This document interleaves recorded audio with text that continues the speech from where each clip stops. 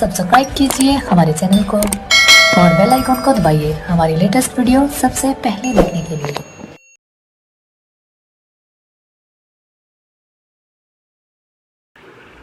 Transportation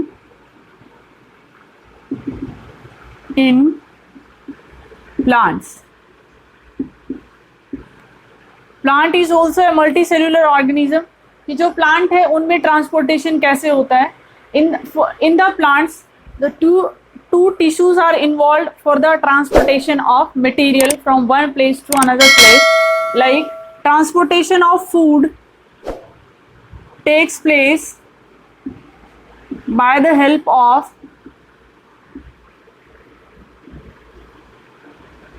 phloem tissue.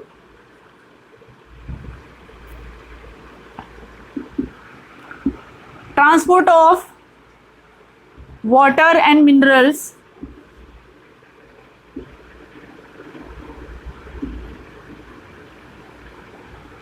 takes place by the help of xylem tissue.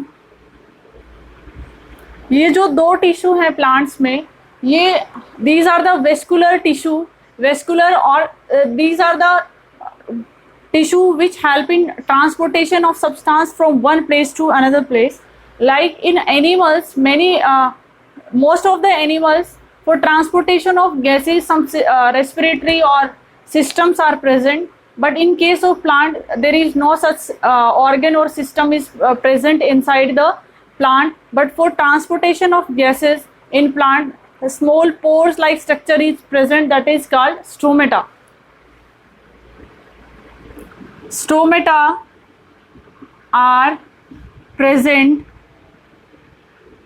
for exchange of gases. कि जैसे human being में होता है transportation of gases के लिए, एक अगर एनवायरनमेंट में ट्रांसफर एनवायरनमेंट से लेना है तो ब्रीदिंग के लिए ऑर्गन्स प्रेजेंट हैं. उसके बाद वो जो गैसेस हैं वो लिक्विड सब्सटेंस में, फ्लूइड में मिक्स होती हैं लाइक ब्लड में, और वहाँ से सेल टू सेल ट्रांसपोर्ट होती हैं. लेकिन प्लांट के केस में ऐसा कोई फ्लूइड नहीं है जो कि गैसेस को ट्रांसपोर्ट करेगा. ऐसा कोई सिस्टम नहीं है जिसके थ्रू जो प्लांट्स हैं वो एक कोई बहुत ज़्यादा कॉम्प्लेक्स सिस्टम नहीं है एक्सचेंज ऑफ गैसेस के लिए. यहाँ पर सिर्फ एक्सचेंज ऑफ गैसेस होता है. Small pores like structure present under the surface of the leaf in dicot plant, और in the trunk region lenticels are present which help in exchange of gases in the stem region. कि जो leaves में जो exchange of gases होता है वो stomata की help से होता है, और जो स्टेम रीजन है, जो ट्रंक है हायर प्लांट्स में, जैसे बड़े जो ट्रीज होते हैं उसकी जो ट्रंक है वहाँ पर जो कॉर्क रीजन है वहाँ पर लेंटिसेल्स प्रेजेंट होते हैं. वो लेंटिसेल्स भी क्या हैं? छेद हैं, पोर्स हैं. वो क्या करते हैं? Exchange of gases in that area. तो प्लांट्स में एनिमल्स की तरह कोई फ्लूइड नहीं होता है ट्रांसपोर्टेशन ऑफ गैसेस के लिए. यहाँ पर सिर्फ एक्सचेंज ऑफ गैसेस के लिए पोर्स प्रेजेंट हैं. उन पोर्स को कहा जाता है stomata. These are present under the lower surface of the leaf and lenticels are present at the surface of the bark, trunk. Now firstly we will discuss about the vascular system of the plant, that is xylem and phloem.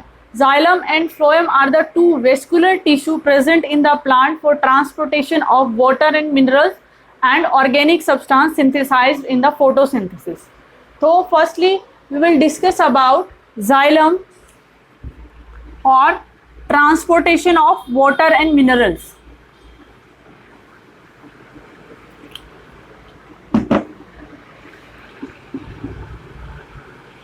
Transportation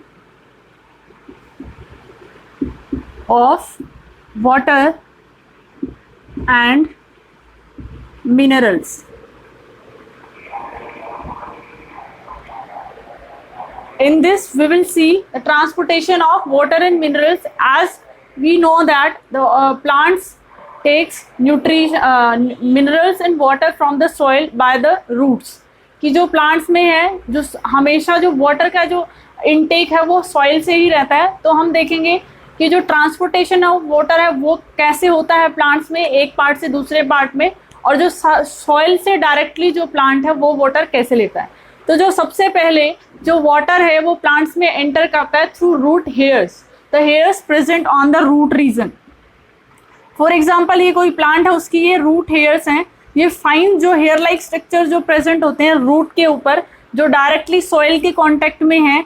ये soil reason soil है, soil में जो moisture जो water present है वो क्या करता है, इम्बाइबेशन के थ्रू। Imbibition is a process in which absorption of water takes place. Like अगर हम फॉर एग्जांपल कि हम पी जो सीड्स हैं, चिकपी हो गया, अगर हम उसको भिगो कर रखते हैं तो हम फॉर एग्जांपल हमने रात को भिगो कर रखा और सुबह देखा कि जो चिकपी है उसका जो साइज है वो बढ़ गया है due to the transfer of water from bowl to seeds.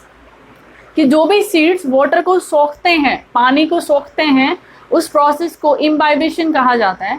तो जो रूट हेयर्स जो हैं वो सॉइल से वाटर का इनटेक जो करते हैं by the process of imbibition. Imbibition के से क्या होता है कि वाटर जो है वो रूट हेयर में ट्रांसपोर्ट हो जाता है और रूट हेयर से एंटर करता है रूट के रीजन में, और रूट का जो फर्स्ट रीजन है उसे कॉर्टेक्स कहा जाता है। These are the arrangement of cells inside the root. तो जो this region is cortex, then cortex से जाएगा एंडोडर्मिस, एंडोडर्मिस से पेरीसाइकिल, एंड पेरीसाइकिल से जाइलम एलिमेंट्स, जिन्हें ट्रैक्री एलिमेंट्स भी कहा जाता है। देखिए ये है रूट हेयर्स। सबसे पहले जो वाटर है वो रूट हेयर में एंटर करता है, रूट हेयर से कॉर्टेक्स में, कॉर्टेक्स से एंडोडर्मिस, एंडोडर्मिस से पेरीसाइकिल, पेरीसाइकिल से जाइलम एलिमेंट। और जो जाइलम है वो क्या करता है, वाटर ट्रांसपोर्ट करता है। जाइलम का जो वेसल्स और ट्रैकिड्स जो सेल्स होते हैं वो एक पाइप जैसा, चैनल्स जैसा बना लेता है प्लांट्स की जो स्टेम है, लीफ है, जहाँ पर भी। फॉर एग्जांपल जो ट्यूब्स लाइक जो सिस्टम बनाया होता है वो जाइलम टिश्यू का ही बनाया होता है प्लांट्स में। तो सबसे पहले जो वाटर है सॉइल से जो वाटर है रूट्स में एंटर करता है, रूट्स के बाद कॉर्टेक्स, कॉर्टेक्स से एंडोडर्मिस, एंडोडर्मिस से पेरीसाइकिल, पेरीसाइकिल से xylem element. This is the path of water from soil to root and root to xylem element. अब देखिए जो वाटर और मिनरल्स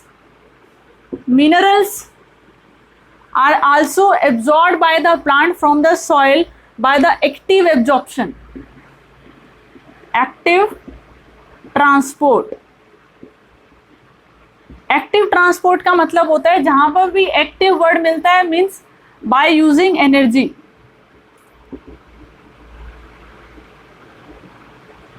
और ये जो एब्जॉर्प्शन जो प्रोसेस है ये फिजिकल प्रोसेस है, इसमें कोई एनर्जी यूज नहीं होती है। लेकिन जो मिनरल्स का जो एब्जॉर्प्शन है सॉइल से रूट में, ये एक्टिव ट्रांसपोर्ट की हेल्प से होता है। और जो एक्टिव ट्रांसपोर्ट होता है वो it works on the expense of energy, कि इसको एनर्जी रिक्वायरमेंट होती है। एनर्जी ये क्या है कि न्यूट्रिएंट का जो एब्जॉर्प्शन है रूट हेयर्स में और रूट्स में कंटिन्यूसली चलता रहता है। तो अगर कोई फिजिकल प्रोसेस होगा उसमें तो क्या होता है कि हायर कंसंट्रेशन से लोअर कंसंट्रेशन की तरफ बस मूव करा देगा। लेकिन रूट में फॉर एग्जांपल कि सॉइल के अंदर न्यूट्रिएंट कम है, रूट एयर में रूट जो प्लांट है उसमें न्यूट्रिएंट ज़्यादा है, तो क्या होगा कि एक टाइम ऐसा आएगा कि जो ट्रांसपोर्टेशन है वो रुक जाएगी, क्योंकि वो फिजिकल प्रोसेस है। Diffusion is a physical process कि हायर कंसंट्रेशन से लोअर की तरफ। फिर क्या हो सकता है, उल्टा हो सकता है कि प्लांट वाला न्यूट्रिएंट सॉइल में आना स्टार्ट हो सकता है। तो जो मिनरल का जो एब्जॉर्प्शन है प्लांट्स में वो एक्टिव ट्रांसपोर्ट की हेल्प से होता है, कि जितना ज़्यादा मतलब रिक्वायरमेंट है वो चलता रहता है, कि at the expense of energy. Energy तो यूज़ होती है प्लांट सेल्स की, लेकिन जो एब्जॉर्प्शन है वो चलता रहता है। इसे कहा जाता है एक्टिव ट्रांसपोर्ट, जहाँ पर एनर्जी यूज़ करके सब्सटेंसेस का ट्रांसपोर्ट करवाया जाता है, उसे एक्टिव ट्रांसपोर्ट कहा जाता है। उसके बाद देखिए जो मिनरल्स और जो वाटर है वो एक सॉल्यूशन की फॉर्म में जो है ट्रांसपोर्ट होते हैं। तो solution of water and minerals, water and minerals called SAP, इसे सैप कहा जाता है। and the movement of water, the upward movement of solution of mineral water is called ascent of sap. कि जो सैप है उसका अपवर्ड मूवमेंट में चढ़ना या फिर ट्रांसपोर्ट होना क्या कहलाता है, एसेंट ऑफ सैप. और जो एसेंट ऑफ सैप है वो देखते हैं कि फोर्सेस कौन से यूज होते हैं जो एसेंट ऑफ सैप करवाएंगे. Means upward movement of water in minerals, जो भी फोर्सेस जो करवाते हैं उसके बारे में हम देखते हैं. सबसे पहले जो सॉइल से रूट के अंदर ट्रांसपोर्टेशन करवाते हैं वाटर का और मिनरल्स का, वो होता है, कौन से फोर्सेस लग रहे हैं, by suction pressure gradient, suction pressure gradient and transpiration pull.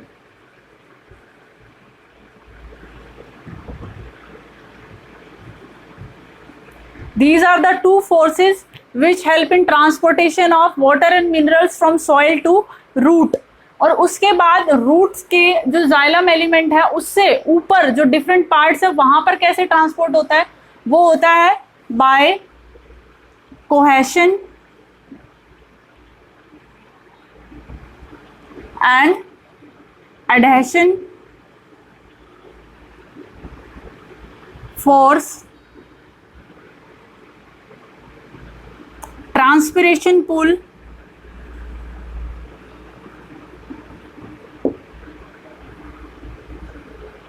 and capillary action.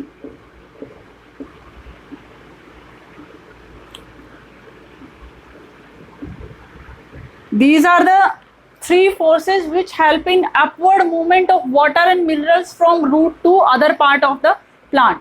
देखिए सक्शन प्रेशर ग्रेडियंट क्या है कि जब ऊपर के पार्ट में प्लांट्स का जो ऊपर का रीजन है उसमें अगर वाटर की डेफिशिएंसी हो जाती है ड्यू टू ट्रांसपिरेशन, तो नीचे के जो सेल्स हैं उसमें जो सक्शन प्रेशर, जैसे कि हम स्ट्रॉ डालकर कुछ लिक्विड पीते हैं तो ऊपर से जब खींचते हैं तो लिक्विड ऊपर से नीचे से ऊपर की तरफ सक होता है ना, तो ऐसे ही सेम सिस्टम चलता है प्लांट में कि जैसे ही ऊपर के पार्ट में डेफिशिएंसी हो जाती है वाटर की, तो नीचे से जो है प्रेशर लगता है ऊपर की तरफ, जिसे सक्शन प्रेशर कहा जाता है.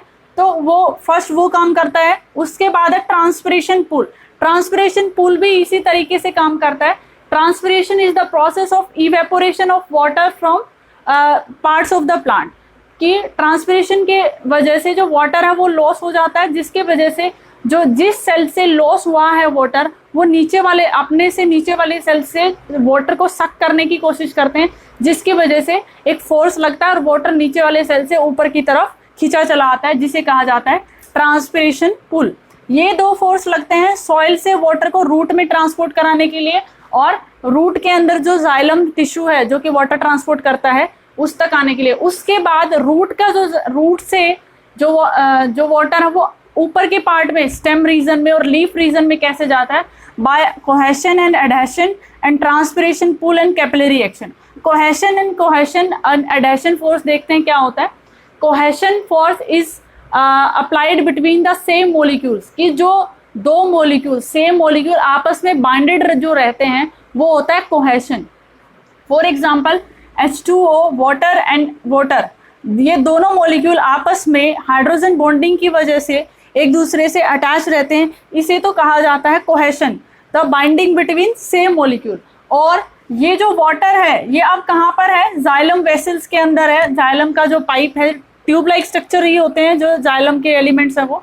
तो फॉर एग्जांपल कि ये जाइलम एलिमेंट है, अब जो वाटर के बीच और इन जो जाइलम एलिमेंट्स की जो वॉल्स हैं इनके बीच में जो फोर्स लग रहा है इसको ऊपर खींचने के लिए, इसे कहा जाता है एडहेशन.